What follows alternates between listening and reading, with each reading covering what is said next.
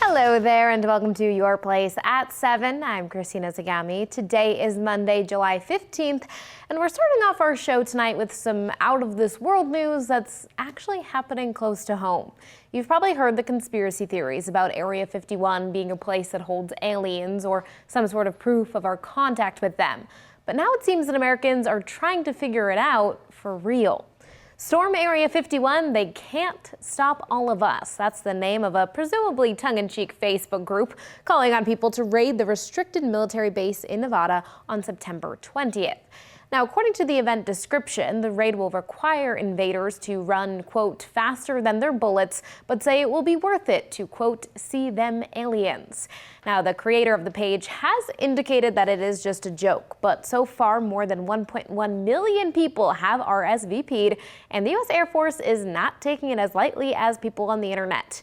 A spokeswoman told the Washington Post, quote, Area 51 is an open training range for the U.S. Air Force, and we would discourage anyone from coming, end quote. This next story may sound alien, but it's not. An Israeli startup group is growing steak in their lab. If it cooks like steak and smells like a steak and it tastes like a steak, well, then it must be steak, right? But this steak is not from a cow's body. While lab-grown hamburgers and chicken are in development around the world, this Israeli company claims to be the first company to develop steak in a lab. Aleph Farms says it's in talks with some high-end restaurants in the United States, Europe, and Asia to have these on the market in 2021. We take cells from a cow without slaughtering it, and this small amount of cells serves as a basis for getting more and more cells. And from these cells, we create the different cell types that comprise the muscle cut, which is actually the steak that we are eating. The meat is grown in a way so that it's similar to real meat in shape, taste, and texture. Dr. Levon also noted that the fact that the meat is being grown in a lab where it receives exact nutrients and is kept in a tightly monitored incubator makes it healthier than commercial meat. The goal is to have it in restaurants by 2021 and in stores by 2023. Now to a story of heroism. Watch a Pennsylvania cop intervene to help a driver who was having a seizure. Officer Ryan Bunda observed a passenger in the truck waving his arms in distress. As Bunda ran into the vehicle, he saw the driver was having a seizure. As the truck drifted toward oncoming traffic, Bunda applied the brake with his hand. Then he pulled the man out with the help of a firefighter who happened to be just passing by. The driver was rushed to the hospital and is recovering. The cop is being called a hero, but Bunda says he was just in the right place at the right time. Wow. That is truly. That's really dangerous what the police officer did there. I mean, he put his life on the line. Wow, that's amazing. And what are the chances, too, that a firefighter happened to be right by I it, know. too? Wow. Well, I'm glad that had a nice ending, a happy too. ending. Definitely. Yes. Okay. And now we're heading to a wild site in Alabama. You've definitely seen cars stuck in the mud, but this is something else. Yeah, I tell you what, a strong surf along the Alabama coast turned a parked car into part of the beach. There you see it. Yikes. Garrett Young says he started his vacation on Dauphin Island on Thursday. It's south of Mobile. And then Tropical Storm Barry ruined not just his car, but of course his plans as well. Yeah, and Young says he called a tow truck, but even that could not get his car out. Wow. That's unfortunate. And the lesson learned here, don't go to the coast when there's a tropical storm coming, okay? I think that's probably good advice. Yeah. Something good did come out of the storm, though. Some unlikely friends. A baby alligator who likely got lost in the flooding ended up making some friends with two dogs at a home in Livingston Parish, Louisiana. I'm not sure they're being friends there. But anyway, the Louisiana Governor's Office of Homeland Security and Emergency Preparedness posted this clip on Twitter. They're letting folks know no harm was done to the critters during the play date. Yeah, okay. I think they're playing. I'd like to think they're playing. Well, I think they're playing. They're probably a little scared. They're thinking, well, what the heck is this thing, right? Yeah. They're both probably confused what the other is. Well, you lived in the South for a while. I grew up in the South. You get some wacky things there, don't you? You definitely Cars do. stuck on the beach and gators in the garage. Okay. Hey, something cool's happening tomorrow night. What's happening? Let me show you.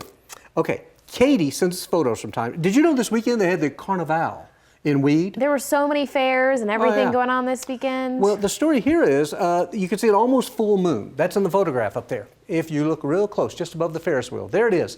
Well, guess what? Tomorrow night we have a full moon.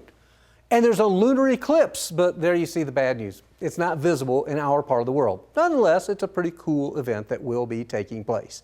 Meantime, on the satellite imagery this evening, I want to show you right there. See a little curly Q? That's an area of low pressure spinning just off the northern Oregon coastline, keeping still a pretty strong onshore push here. That's why our temperatures aren't too terribly hot and not going to get real hot for the next few days. But we may see a little rain in the northern half of our state from that. Out east, a few showers and a couple of isolated thunder showers, a little lightning far to the east though. This is the anniversary, of course, of our big lightning storm here in southern Oregon and northern California. Not the case today. All is quiet and expected to remain quiet. High pressure to the east, high pressure to the west. Basically a nice week ahead weather-wise.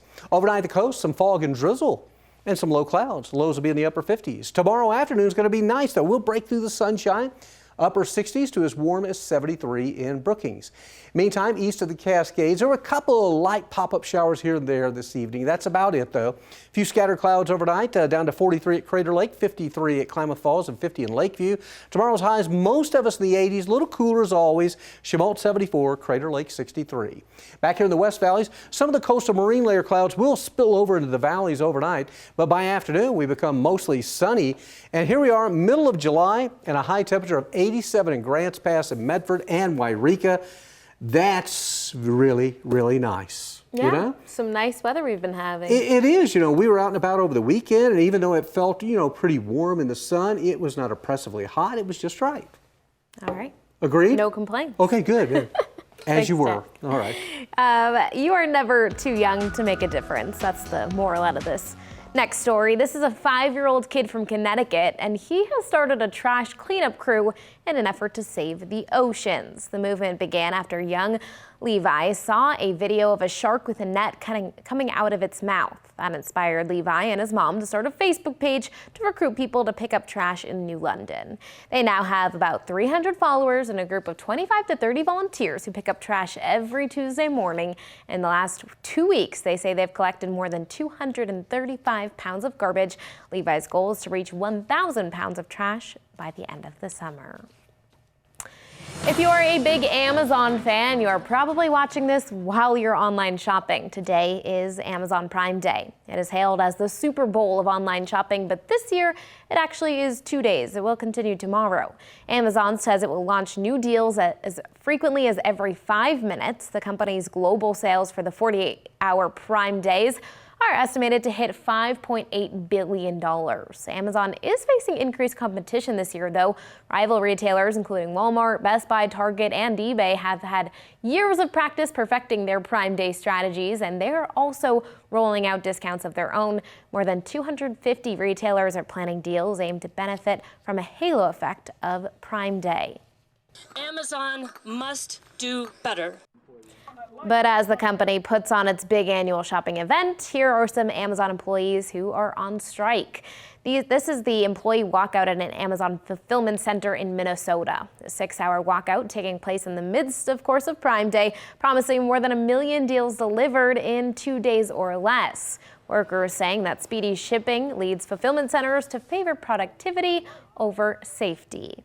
Meanwhile, former Amazon workers are rallying outside Amazon founder Jeff Bezos' home in New York to draw attention to what they say are abusive working conditions in the company's warehouses, but also to call on Amazon to cut ties with Immigration and Customs Enforcement, or ICE. Amazon supplies Homeland Security Department with facial recognition software. Coming up tonight on Your Place at 7, find out why this man spent almost 5 days sitting on a toilet seat. But first, do you like to eat the crust of your pizza? Would you eat only the crust of your pizza? A chain is offering that option. We have your trending news next.